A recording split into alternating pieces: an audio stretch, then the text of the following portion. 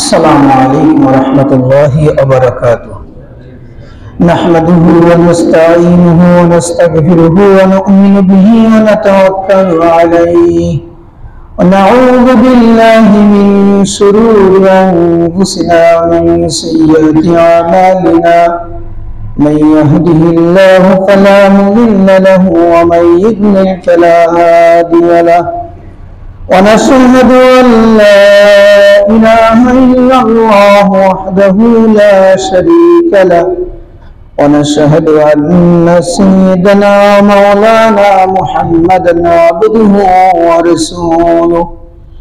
أما بعد فقد قال الله تعالى في كلامه المجيد وفي الفرقانه الحميد.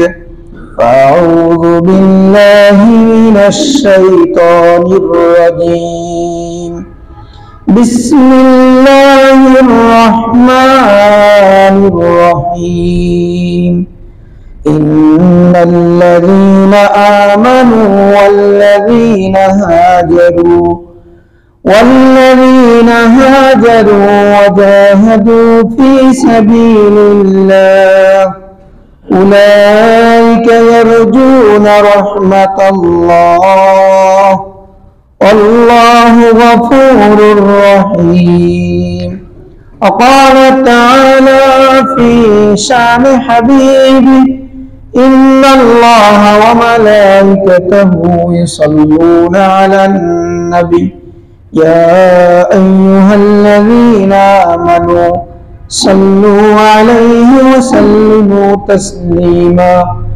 اللهم صل على محمد وعلى آل محمد كما صليت على إبراهيم وعلى آل إبراهيم إنك حميد مجيد.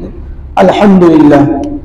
মহান আল্লাহ সুবহানাহু ওয়া তাআলা দরবারে অসংখ্য শুকরিয়া আদায় যে আল্লাহ সুবহানাহু ওয়া তাআলা পবিত্র জুমার দিন আমাকে আপনাকে হায়াত তৈয়বা দান করে আল্লাহর ঘর মসজিদে আসার তৌফিক দান করেছেন।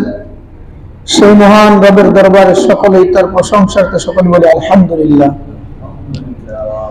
আজকে 13ই ডিসেম্বর। সাধারণত আমাদের বাংলাদেশের জন্য সামনে রয়েছে মহান বিজয় দিবস রয়েছে। তো সে মহান বিজয় দিবস মানুষ যখন বিজয় পায়, সেই বিজয় যখন আনে, সে বিজয়টা এমনিতেই আসে না। শুধু ইচ্ছা করলাম বিজয় চলে আসলো, এমনিতে কি আসে? এমনিতে আসে না।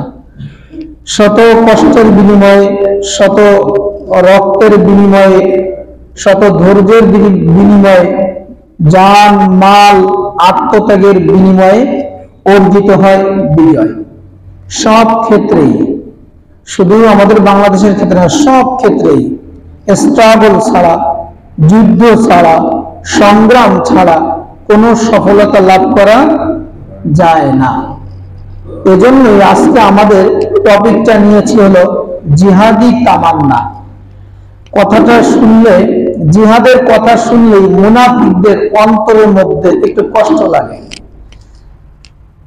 যদি জিহাদের কথা শুনলে মনে কষ্ট লাগে, মনে করতে হবে যে আমি মুসলমান না।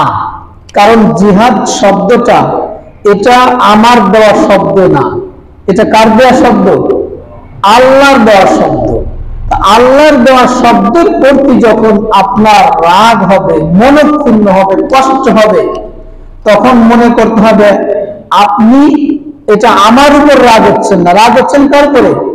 আল্লাহর উপরে রাগ হচ্ছেন। আল্লাহর উপরে আপনার কষ্ট হবে। আল্লাহ দিয়েছে যেহেতু এই শব্দটা। যে এত জিহাদের কথা, সালাতের কথা যেভাবে আসছে, জিহাদের কথা তার চাইতে বেশি কোরআন কারিমে আসছে। তো এই জন্য জিহাদি তামান্না, তামান্না তো আশা আকাঙ্ক্ষা। তো আল্লাহ নবী সাল্লাল্লাহু আলাইহি ওয়াসাল্লাম এই যে ইসলামটাকে যে কায়েম করলেন, তখন তো ইসলাম ছিল না, মুশরিক ছিল, কাফের মুশরিক সবাই ছিল। তার মধ্যে এই যে ইসলামটাকে যে কায়েম করলেন, এটা কি শুধু বলা মাত্রই হয়ে গেছে নাকি না রক্ত দেওয়া লাগছে? রক্ত দিলে। স্বয়ং মুহাম্মদ সাল্লাল্লাহু আলাইহি ওয়াসাল্লাম, যার গায়ে মশা মাছি পড়াও হারাম ছিল, সেই নবীকে জমিনে রক্ত দেওয়া লাগছে। এমনিতেই ইসলাম কায়েম হয় নাই। আর আমরাও তো মনে করতে পারি না যে আমরা ঘরে বসে আছি আর ইসলাম এমনিতেই কায়েম হয়ে যাবে। আমি 5 ওয়াক্ত সালাত আদায় করব, আমি রোজা রাখবো, আমি হজ করব, আমি যাকাত দেব, আর কিছু করব না, এতেই ইসলাম কায়েম হয়ে যাবে। হবে নাকি? না, হবে না। ময়দানে না গেলে কায়েম হবে না, ময়দানে যেতে হবে। এজন্য মুহাম্মদ সাল্লাল্লাহু আলাইহি ওয়াসাল্লাম ইচ্ছা করলে তিনি ঘরে বসে বসে আল্লাহর কাছে দোয়া করতে পারতেন যে আল্লাহ ইসলাম কায়েম করবেন। তা কি করছেন? করেন নাই। তিনি ময়দানে নামছেন, তিনি সাহাবীদেরকে নিয়ে ময়দানে নামছেন, নিজে সশস্ত্র সংগ্রাম করেছেন, যুদ্ধ করেছেন, নিজে জেল খেটেছেন 3 বছর। আজকে আমি দেখলাম নিউজে, এই যে সিরিয়া যে কত বছর, 26 বছর পরে যে তারা এই বাশার আল আসাদ থেকে তাড়াইতে পারছে, জালিমকে তাড়াইতে পারছে 26 বছর। এই 26 বছরে 85,000 লোক গুম করা হয়েছে। 85,000। আর তার মধ্যে খালি গুম না, তো কত যে মারা গেছে, শত শত মারা গেছে, এটা কোন লিস্ট নাই। তো এই যে এত কষ্টের বিনিময়, এত জীবনের বিনিময়, এত রক্তের বিনিময় আজকে একটু আলোর মুখ তারা দেখতে পাচ্ছে। এই যে আলোর মুখ শুরু হয়েছে, ইনশাআল্লাহ আমাদের প্রস্তুতি গ্রহণ করতে হবে যে এইটা অল্প কয়েকজন, এমন সময় আসতেছে সামনে, গাজওয়াতুল হিন্দ এমন সময় আসতেছে যে সময়তে মুসলমান যত আছে 3/1 অংশ মুসলমান তারা মারা যাবে এই যুদ্ধে। এই যুদ্ধটা হবে একমাত্র মুশরিকদের সঙ্গে আর মুসলমানের সঙ্গে। কারণ সারা পৃথিবীতে মুসলমান বাদ দিয়ে যা আছে সবই মুশরিক। আর মুসলমানের মধ্যে আরো ভয়ঙ্কর আছে, সেগুলো কি? মুনাফিক আছে। যে আমাদের এত কিছু দরকার না, আমাদের যুদ্ধ সংগ্রাম জিহাদের দরকার নাই, আমরা শান্তিতে থাকতে চাই, এরা হলো মুনাফিক। এই মুনাফিক মুসলমানের মধ্যে বহুত আছে। সেই সমস্ত মুনাফিকে আবার করবে কি, এই যে 3 ভাগের 1 ভাগ যে মারা যাবে, আরেক ভাগ মুনাফিক তারা পালাবে, আর আরেক ভাগ যাদের মধ্যে জিহাদি তামান্না থাকবে যে আল্লাহর দ্বীন কায়েম করতে হবে, এরা যুদ্ধ করে করে ইসলামটাকে জয় করে নিয়ে আসবে এবং মুশরিকদের বড় বড় নেতাদেরকে বেঁধে ঈসা আলাইহিস সালামের দরবারে নিয়ে যাবে। সেই দলের অংশীদার আমাদের আশা করতে হবে না নাকি? আমরা যেন সেই দলের অংশীদার হতে পারি। অন্তত পক্ষে আমরা সেই পর্যন্ত যদি নাও যাই, এখন থেকে যদি আমাদের তামান্না থাকে যে আমাদের কথা দিয়ে, আমাদের প্রচেষ্টার মাধ্যমে, যে কোনো ভাবে, আমাদের আর্থিক লেনদেনের মাধ্যমে, যেভাবেই হোক না কেন, আমরা তাদের পক্ষে আছি যারা ইসলামটাকে জয় করে আনবে। এই আশা আকাঙ্ক্ষা যদি আমরা পোষণ করতে পারি, আল্লাহ সুবহানাহু ওয়া তাআলা তাহলে আমাদের আমল নামায় সেই সওয়াব দান করতে পারেন। আল্লাহ আমাদের জন্য সেই মর্যাদা, সেই তৌফিক আল্লাহ সুবহানাহু ওয়া তাআলা আমাদের নসিবে দান করেন। সকলে বলি আমিন।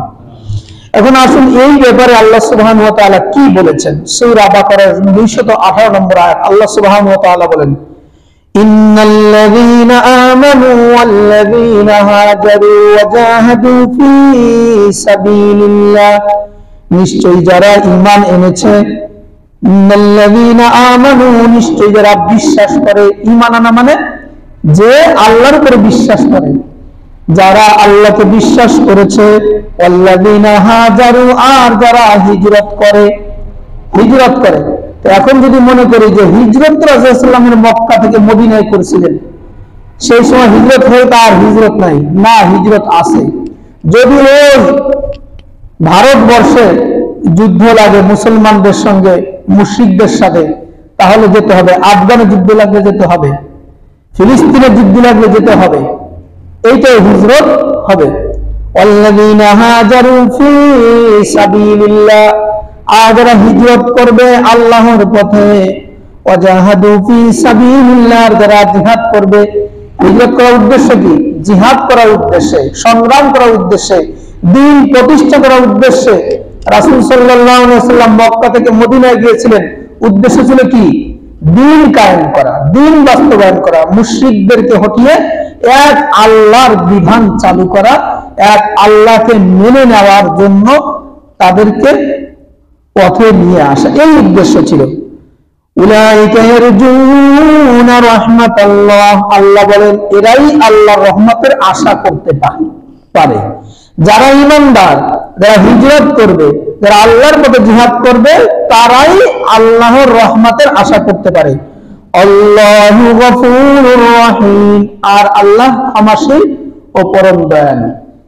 তাহলে এইখানে যদি আমি আপনি বিশ্বস্ত হই আল্লাহর কাছে, তাহলে আমাকে এখনই নিয়ত করতে হবে যে আমি প্রয়োজনে দ্বীনের জন্য আমি হিজরত করব, আল্লাহ দ্বীন প্রতিষ্ঠা করার জন্য আমি হিজরত করব, আমি আল্লাহর পথে আমি জিহাদ করব। এই তামান্না, এই আশা আকাঙ্ক্ষা এখন থেকেই এই নিয়ত করতে হবে। এরপর আল্লাহ সুবহানাহু ওয়া তাআলা বলেন সূরা আল ইমরানে 142 নম্বর আয়াত, আম হাসিবতুম আন তাদখুলুল জান্নাহ ওয়ালাম্মা ইয়ালামিল্লাহুল্লাযীনা জাহাদু মিনকুম ওয়া ইয়ালামাস সাবিরিন। এই আয়াতটা আল্লাহ সুবহানাহু ওয়া তাআলা ঈমানদারদের জন্য এই আয়াতটা আসছে। মানে আমরা যারা মনে করতেছি যে আমরা মুসলমান, আমরা নামাজ পড়ি, রোজা রাখি, হজ করি, যাকাত দেই, আল্লাহ বিল্লাহ করি, এটা আমাদের জন্য, এটা মুনাফিকদের জন্য না, মুশরিকদের জন্য না। এই আয়াতটা আল্লাহ বলতেছেন তোমরা কি মনে করছো যে এগুলো করলেই জান্নাতে চলে যাবা? এতই সহজ যে তুমি এগুলো করবাই জান্নাতে চলে যাবা? তোমরা কি মনে করেছো সহজেই জান্নাতে প্রবেশ করবে? অথচ আল্লাহ সুবহানাহু ওয়া তাআলা জানেন না, ওয়ালাম্মা ইয়ালামিল্লাহুল্লাযীনা জাহাদু মিনকুম, আল্লাহ এখনো জানতে পারলেন না তোমাদের মধ্যে থেকে কে জিহাদ করতে চায়, কে আল্লাহর দ্বীন প্রতিষ্ঠা করতে চায়, কে আল্লাহর দ্বীন কায়েম করতে চায়, এটা আল্লাহ এখনো জানলেন না। আমরা যদি নিয়ত না করি আল্লাহ কিভাবে জানবেন?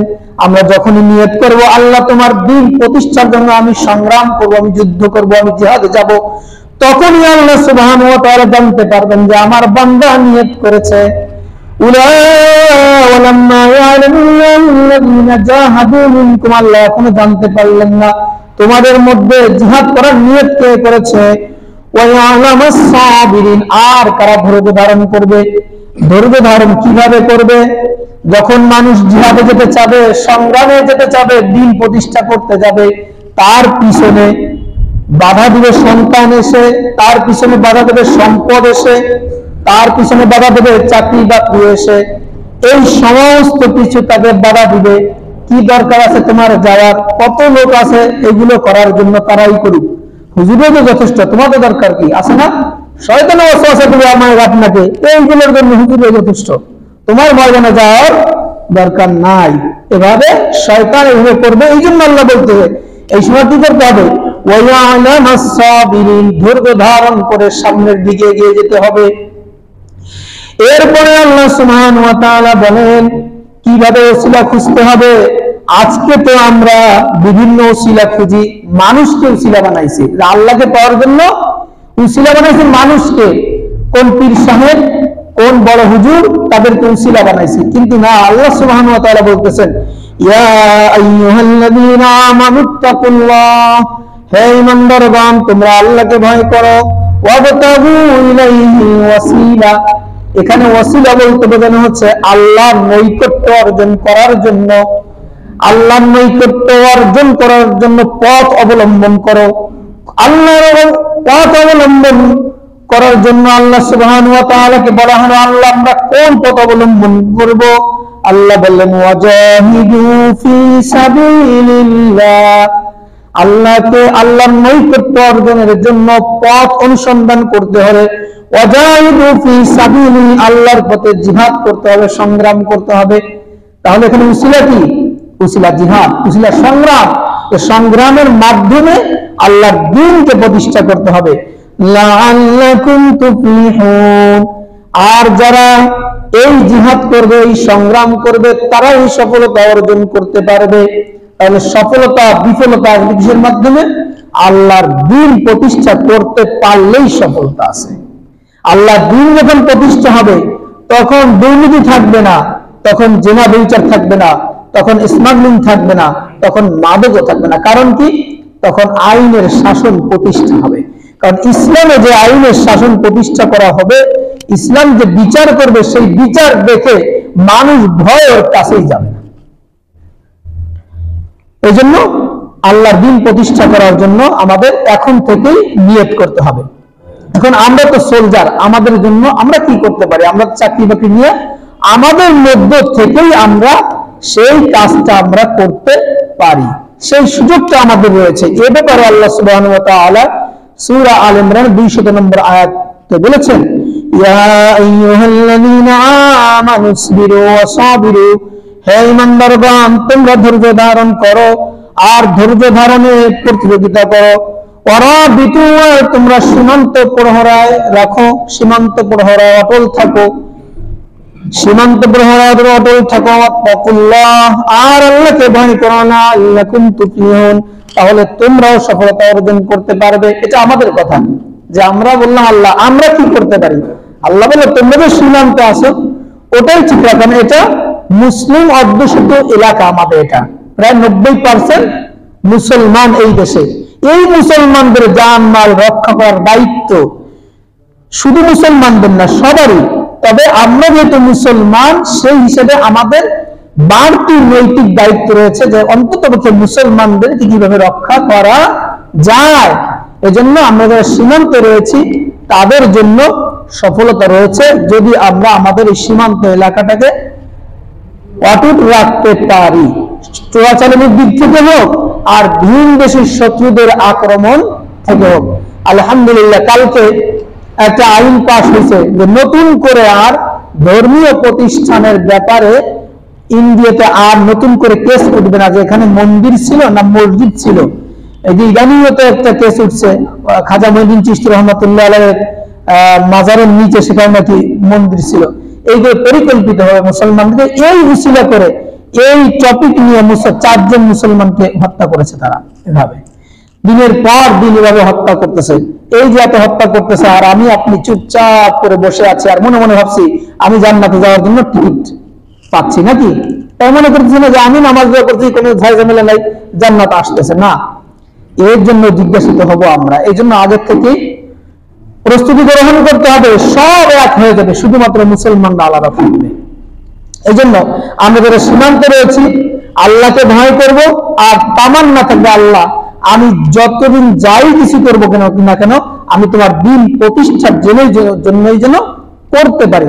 আমি জিহাদ করি, সংগ্রাম করি, গুলি ছড়ি, শত্রু উদ্দেশ্য ঠেকাই, যা কিছু করি না কেন আমার মুখ্য উদ্দেশ্য হচ্ছে একমাত্র দ্বীন প্রতিষ্ঠা করা, ইসলাম রক্ষা করা। এই নিয়তটা থাকতে হবে। তাহলে আল্লাহ সুবহানাহু ওয়া তাআলা আমাদের সফলতা দান করবেন এবং আমাদেরকে আল্লাহ সুবহানাহু ওয়া তাআলা ওই শহীদ তামান্না করলে যে মর্যাদা পাওয়া যায় সেই মর্যাদা আল্লাহ সুবহানাহু ওয়া তাআলা দান করবেন। এবার রাসূল পাক সাল্লাল্লাহু আলাইহি ওয়াসাল্লাম বলেছেন যে এই যে সংগ্রামটা, এই সংগ্রামটা কিভাবে করব? যে সংগ্রামটা জান মাল জিহিদা দ্বারা এই সংগ্রামটা করতে হবে। ওই যে একটা হাদিসের মধ্যে পড়েছিলাম যে কোনো অন্যায় দেখলে, কোনো জুলুম দেখলে, কোনো অত্যাচার দেখলে, কোনো অনিয়ম দেখলে সর্বপ্রথম কি দিয়ে বলতে হবে? হাত দিয়ে ফিরাইতে হবে। হাত দিয়ে ফিরাইতে হবে, তারপরে মুখ দিয়ে বলতে হবে, তারপর মনে মনে ঘৃণা করতে হবে। কিন্তু এইখানের ক্ষেত্রে হযরত আনাস রাদিয়াল্লাহু তাআলা বলেন, রাসূল সাল্লাল্লাহু আলাইহি ওয়াসাল্লাম বলেছেন জাহিদুল মুশরিকুনা বিআমওয়ালিকুম ওয়া আনফুসিকুম ওয়া আলসিনাতিকুম। রাসূল সাল্লাল্লাহু আলাইহি ওয়াসাল্লাম বলেন তোমাদের জান, তোমাদের মাল, জান ও কথার মাধ্যমে মুশরিকদের বিরুদ্ধে সংগ্রাম চালাতে হবে। কারণ রাসূল সাল্লাল্লাহু আলাইহি ওয়াসাল্লামের যুগে জিহাদে যখন যাবে, যুদ্ধে যখন যাবে, তখন রাসূল সাল্লাল্লাহু আলাইহি ওয়াসাল্লাম সাহাবীদেরকে ডাক দিতেন, পরামর্শ করতেন যে আমরা তো যুদ্ধে যাব, এই যুদ্ধে যাওয়ার জন্য আমাদের সরঞ্জামাদি দরকার, খাবারের প্রয়োজন, আমাদের যাকাতের প্রয়োজন, দান অর্থাৎ আর্থিক সহায়তা প্রয়োজন। তখন সর্বপ্রথমেই আর্থিক সহায়তা করতেন। আর্থিক সহায়তা করতেন, তারপরে প্রস্তুত থাকতেন কে কে যাবে, তখন শেষে বলতে আমি যাব, সবাই হাত তুলবে। এই জন্য জান দিতে হবে, মাল দিতে হবে, তারপরে জিহিবা দ্বারা কথার মাধ্যমে অংশগ্রহণ করতে হবে। এরপরে আমাদের জন্য এই যে সীমান্ত প্রহরা আমরা যারা রয়েছি তাদের জন্য আল্লাহ সুবহানাহু ওয়া তাআলা বিশেষ মর্যাদা রেখেছেন। এ ব্যাপারে বুখারী ও মুসলিমের মধ্যে আসছে, রাসূল সাল্লাল্লাহু আলাইহি ওয়াসাল্লাম বলেন, লিবাতু ইয়াউমিন ফি সাবিলিল্লাহ খায়রুম মিনাদ দুনিয়া মা আলাইহা। সুবহানাল্লাহ। যে একদিনের সীমান্ত প্রহরা, একদিনের সীমান্ত পাহারা যে ব্যক্তি একদিন মাত্র দিবে, দুনিয়া ও আখিরাতে যা কিছু আছে তার চাইতে সর্বোত্তম হবে তার এই দেওয়াটা। সুবহানাল্লাহ। দুনিয়ার মধ্যে যা কিছু আছে তার চাইতে সর্বোত্তম হবে যদি একদিন সে ব্যক্তি পাহারা দেয়। তাহলে এই পাহারা দেওয়ার সময় আমার নিয়তটা কেমন হবে সেটা হলো মোক্ষম ব্যাপার। আমার নিয়তটা যদি সহি থাকে, সঠিক থাকে, যে আমি যে প্রহরা দিচ্ছি এটা একমাত্র আমার আল্লাহকে ভয় করার জন্য দিচ্ছি, আমার দ্বীন কায়েমের জন্য দিচ্ছি, আমার মুসলমানদের টিকানোর জন্য, ইসলাম টিকানোর জন্য আমি পাহারায় আছি, এই নিয়তটা যদি থাকে তাহলে আল্লাহ সুবহানাহু ওয়া তাআলা এই নিয়তগুলি বরকত দান করবেন। এরপরে রাসূল পাক সাল্লাল্লাহু আলাইহি ওয়াসাল্লাম আরেকটা হাদিস বলেন, রিবাতু ইয়ামিন ওয়া লাইলাতিন ফি সাবিলিল্লাহি খায়রুম মিন সিয়ামিন শাহরি ওয়া কিয়ামুহু। রাসূল পাক সাল্লাল্লাহু আলাইহি ওয়াসাল্লাম বলেন, কোন ব্যক্তি যদি এক রাত অথবা এক দিন সীমান্ত প্রহরায় থাকে, খায়রুম মিন সিয়ামি শাহরি ওয়া কিয়াম, সে যেন সারা দিন রোজা রাখলো, একদিন অথবা এক রাতের জন্য সে সারা দিন যেন রোজা রাখলো, ওয়া কিয়ামিন সে যেন সারা রাত নফল সালাত আদায় করলো, সারা রাত নফল সালাত আদায় করলো এবং পবিত্র কোরআনুল কারীম তেলাওয়াত করলো। এরপরে রাসূল সাল্লাল্লাহু আলাইহি ওয়াসাল্লাম বলেন, এই অবস্থায় ওই ব্যক্তি যদি মারা যায়, আল্লাহ সুবহানাহু ওয়া তাআলা কবরের মধ্যে তাকে রিজিকের ব্যবস্থা করে দেন। সুবহানাল্লাহ, আল্লাহু আকবার। কত মর্যাদা এই সৈনিকদের, কত মর্যাদা। মর্যাদা আমাদের অবশ্যই আছে, আমরা বুঝতে না পারলেও আল্লাহ সুবহানাহু ওয়া তাআলা বুঝতে পারেন, রাসূল সাল্লাল্লাহু আলাইহি ওয়াসাল্লাম বুঝতে পারেন। এজন্য সাহাবায়ে কেরাম যখন জিহাদের কথা শুনতেন তখন ছোট ছোট বাচ্চারা পর্যন্ত জিহাদে যাওয়ার জন্য উদ্বুদ্ধ হয়ে যাইত। কারবালার ময়দানে যে ঘটনা, সে হযরত হুসাইন রাদিয়াল্লাহু তাআলা শেষ সময় বলছিলেন যে অন্তত পক্ষে আমাকে ওই এদের কাছে, ইয়াজিদের কাছে যেতে দাও, আর তা না হলে আমরা সীমান্তে যাইয়া আমরা ওখানে প্রহরায় থাকি। তার এই তামান্নাটা ছিল যে আমরা সীমান্তে যে প্রহরা অবস্থা আমরা থাকি, সেই সুযোগটা আমাদেরকে দাও। এজন্য আমরা যারা আছি আমরা মনে করতে হবে যে আমরা সেই সৈনিক, সেই মুহাম্মদ সাল্লাল্লাহু আলাইহি ওয়াসাল্লাম সেই সৈনিক, তারাও সীমান্ত প্রহরায় রয়েছেন, ছিলেন, আর আমরাও সেইভাবে দিচ্ছি ইনশাআল্লাহ একমাত্র দ্বীনকে ঠিকানোর জন্য। এরপরে যে আমরা যারা সীমান্তে, অনেকেই আমরা সীমান্তে যাই, আমাদের পরিবার থাকে, বা অনেকে আমরা যেতে পারি না, এই ক্ষেত্রে আমরা কি করতে পারি এ ব্যাপারেও রাসূল সাল্লাল্লাহু আলাইহি ওয়াসাল্লাম বলেছেন, মান জাহাজা গাজিয়ান ফি সাবিলিল্লাহ, যে ব্যক্তি আল্লাহর পথে জিহাদ করতে যায়, সংগ্রামে যায়, ফাকাদ গাজা ওয়া মান খালাফা, যে সে নিজেই যুদ্ধে, মনে হলো যে ব্যক্তি যেই যোদ্ধাকে অস্ত্র সরঞ্জামাদি দান করলো বা আর্থিক সহায়তা করলো, মনে হবে যেন ওই ব্যক্তি নিজেও যুদ্ধে অংশগ্রহণ করলো। সুবহানাল্লাহ। তা আমাদের মধ্যে এমন সমস্যা অনেক সময় থেকে থাকে যে আমরা যেতে পারি না, কিন্তু কাউকে সাহায্য সহযোগিতা আমরা করতে হবে, কথা দিয়ে হোক, অস্ত্র দিয়ে হোক। অস্ত্র দেওয়ার দায়িত্বটা আমাদের না, এটা সরকারের থাকে, সেটা আন্তর্জাতিক ভাবে সেটা তারা করবে, কিন্তু আমাদের তামান্না থাকবে যে আমরা নিজেরাই যুদ্ধে অংশগ্রহণ করব, এবং যারা যুদ্ধে অংশগ্রহণ করে তাদেরকে আমরা আর্থিক সহায়তা করব।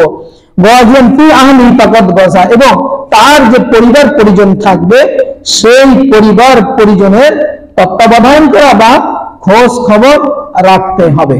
যদি আমরা এটা রাখতে পারি, যুদ্ধে না যেতে পারলেও আল্লাহ সুবহানাহু ওয়া তাআলা ওই যুদ্ধে যাওয়ার বিষয়টাকে, ওই মর্যাদাটাকে আমাকে এখানে বসে আল্লাহ সুবহানাহু ওয়া তাআলা দান করবেন। এই জন্য আসুন, সামনের যে অবস্থা আসতেছে, যে পরিস্থিতি আসতেছে, সময় আসতে